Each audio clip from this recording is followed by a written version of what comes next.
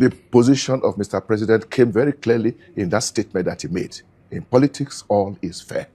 Is that true? If that is what politics is, that in politics everything can be done, provided you win election. Well, clearly that's not correct. That is not correct. If that is what was said, then it is certainly not correct. That is not.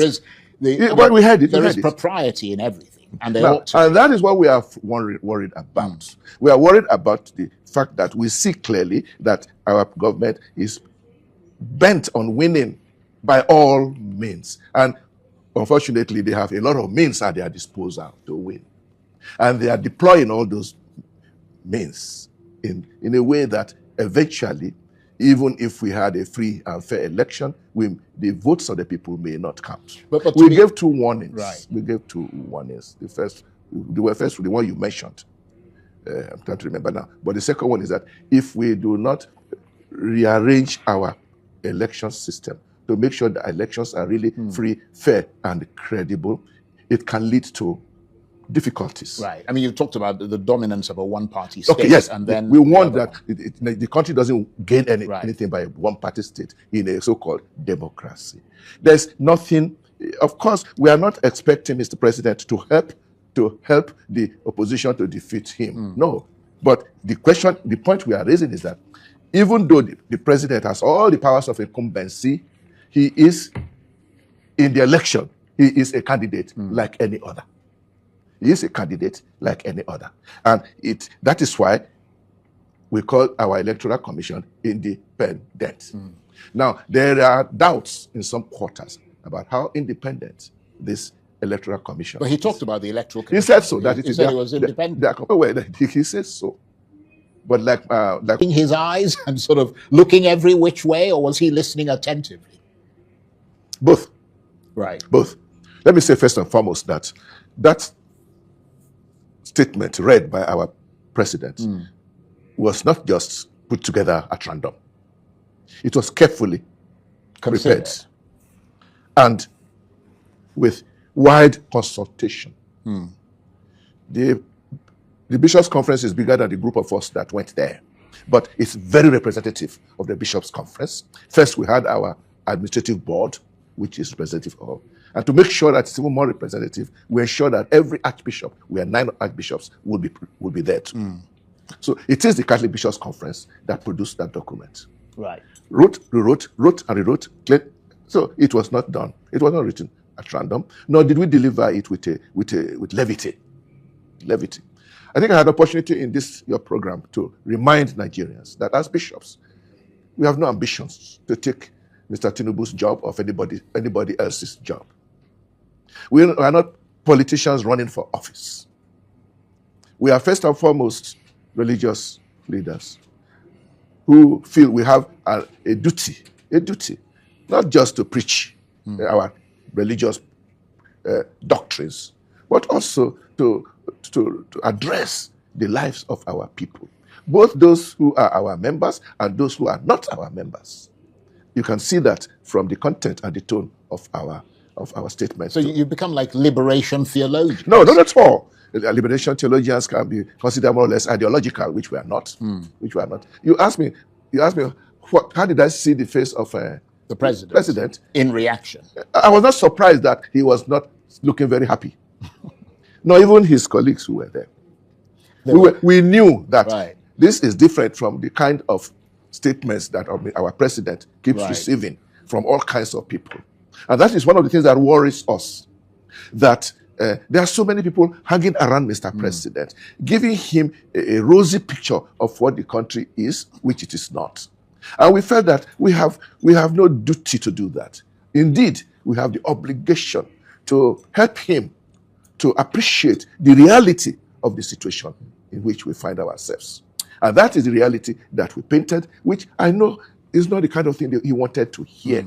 And the reply shows very clear. I'm concerned that your cross is going over your mic. Okay. Yeah, sorry, go on. Yeah, and you can see his reply.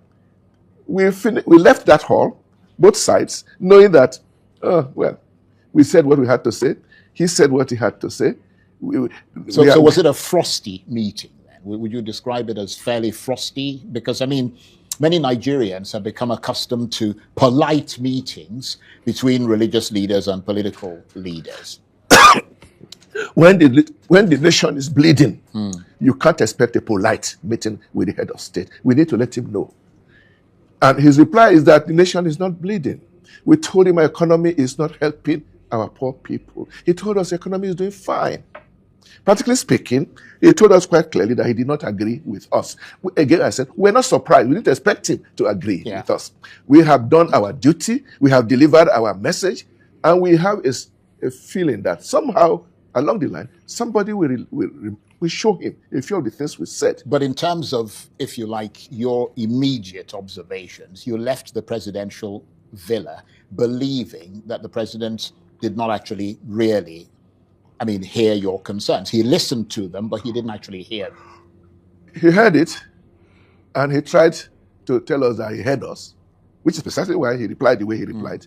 He replied to the points we raised, and disagreed with them. So he must have heard it. The only question now is this disagreement his final position, or will there be people around him whose job it is to draw his attention that these guys who came here in white garments, they have not made any personal requests for oil wells or, or any particular personal things. Maybe we should listen to what they are saying. I think we believe one of the problems within our government right now is there are not too many people telling him the truth, which is a pity.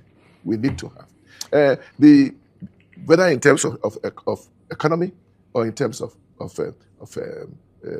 security, and above all, the area of political climate. Well, let me come to that political climate, because the Catholic Bishops' Conference warned against what it described as the creeping danger of a one-party dominant state. What was the president's response to that? Because his party, the APC, argues that if opposition parties are weak or fragmented, that is simply politics at work, and they shouldn't be concerned if their party becomes overwhelmingly dominant. That's a political advantage for them, not through their own making. The position of Mr. President came very clearly in that statement that he made. In politics, all is fair. Is that true?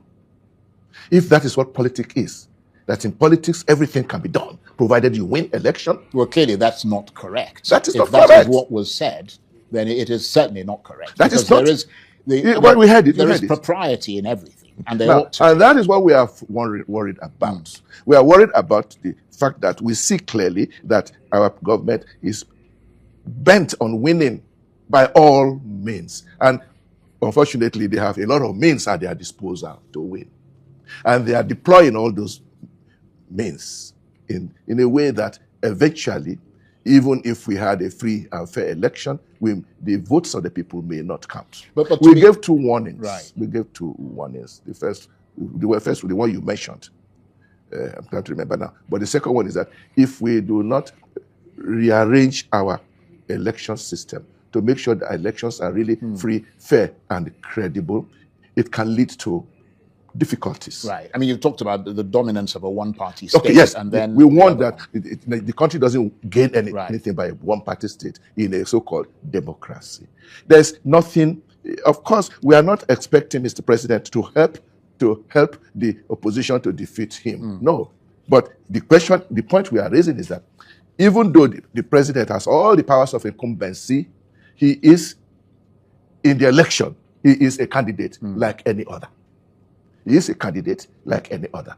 And that is why we call our electoral commission independent. Now, there are doubts in some quarters about how independent this electoral commission But he talked about the electoral commission. He said so. That he said it was independent. He says so. But like we also said, words are not enough. Yeah, but his point was that it is independent to the extent that, according to him, he's not interfering in the matter. Now, whether the INEC itself decides that because they basically are working under the executive that's in power, that they're going to do the things that they think will help that executive. I suppose his point is that that's not his making. In other words, that the key point here is whether he himself is interfering in the process, and his argument is that he's not. Well, the Nigerian political system, the way it is now constructed, precisely is leading to a situation where the INEC cannot be independent. The chairman and all the members, all the commissioners have been appointed by the president. Yes, it does raise eyebrows. Now, and the idea, the presumption is that Mr. President will appoint independent, impartial, wonderful people. But on ground, we see that all of them are not only politicians, but members of his party. And which means we have a situation here of what in our religion. Well, they argue that, I mean, they're not members, they're not members of his party. They're simply maybe people who some argue maybe sympathize with them, but they're not actually members. I mean, the INEC chairman is clearly until we find a system where the membership of the Electoral Commission is put together not by Mr. President, but by a truly independent entity. Yeah, that would remove the doubt. And that is not an impossible thing to do. It's done elsewhere. We could do it if we wanted to do it. And whether our present president is in the mood to go that direction, I don't know. Now, you reminded President Tinubu that he fought for democracy during military rule and suggested that strengthening democratic institutions could become his greatest legacy. What was his reaction to you effectively telling him that this could be a defining moment for his presidency? Well, I cannot say I looked at his face at that particular right. I can't say, because during most of the time that they were reading, I was very, very attentive on myself. Right. We only looked at. We are hoping that that kind of statement challenges him. That you have a reputation to be a Democrat. You can't, under your watch our democratic structures disintegrate. Right. But he didn't respond to that specific thing. Well, we believe, can I say here, silence is consent, that he agrees. He must agree with what we said there. How he will do it, we don't know. We still have this problem in Nigeria. How incumbents can allow a free and fair playground in elections. We still have that problem. And whereas we know that in those democratic places that we always look up to, it is a normal thing that you have alternation of one party after the other. And during elections, the onus of proofing to the electorate always lies on the incumbent party to prove that we have done well. Here in Nigeria, is the other way around. Yes, we not say all the old bishop, you understand, the archbishop, they visited Tinubu Aso Rock, in Aso Rock. You get me? So they will discuss the state of the nation. You understand? So according to this bishop, you understand? So he said that he said the issue is that now what they take Tinubu, now they do something, you understand? You know, say that for that they talk and say all those people they work for lower, you understand? And that be the problem of Tinubu, you understand? They don't tell her the truth, they don't tell her they don't tell her the fact, they don't tell her the state of the nation, you understand? They don't tell her, they don't let her know what they happen. That man you did there, he say you say Nigeria they okay. Because now what now the information what they give her.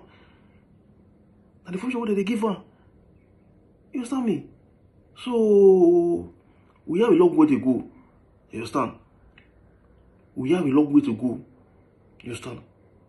So I think we are there. So you understand? Oh, what is the reason? I don't want to show on him. Do that election day. You understand? I want to show on him. That's the reason. You understand? Now for you to participate, you understand? When you blessing no participate. You understand? After I don't participate, the next thing, go to court. After go to court, because all those people, he don't settle all of them. He don't be as for all those judges. Now you see, and elect the INEC myself. So you know you believe on election. You understand me? You don't believe in election. Well, let's listen to this this bishop. This man is speaking a lot. You understand? This one speak a lot of Nigeria, a mind of Nigeria, so to say. It is well.